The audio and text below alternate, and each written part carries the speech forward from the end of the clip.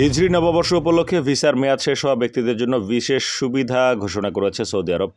দেশটি বলেছে, কেউ যদি বৈধ হিসাবে সৌদি ছাড়তে চায় এবং ভিসার মেয়াদ বাড়ানোর আবেদন করে, তাহলে মেয়াদ আরও 30 দিন বাড়িয়ে দেওয়া হবে।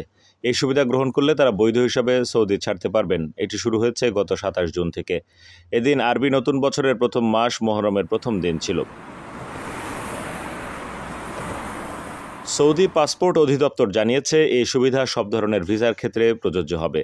সুবিধাটি গ্রহণ করতে হলে আবেদনকারীকে নির্দিষ্ট ফি এবং আইন অনুযায়ী জরিমানা দিতে হবে।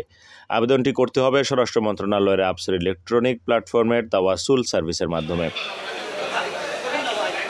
এর আগে সৌদি আরব পবিত্র হজ করতে আসা মুসল্লিদের উদ্দেশ্যে এক বিবৃতিতে বলেছিল, তাদের হজ ভিসার মেয়াদ শেষ হওয়ার আগেই সৌদি ছাড়তে হবে। এর পরপরই ঘোষণা এলো, আবেদন করে ভিসার মেয়াদ আরও 30 দিন বৃদ্ধি করা যাবে। তবে তারা সুবিধাটি শুধু হজযাত্রীদের মধ্যে না রেখে সবার জন্য করেছে। সৌদির হজ ও ওমরা মন্ত্রণালয় বলেছিল, ভিসার মেয়াদ শেষ হওয়ার আগেই সৌদি ছাড়া শুধুমাত্র আইনি বাধ্যবাধকতা নয়, এটি সৌদির আইনের প্রতি শ্রদ্ধাও।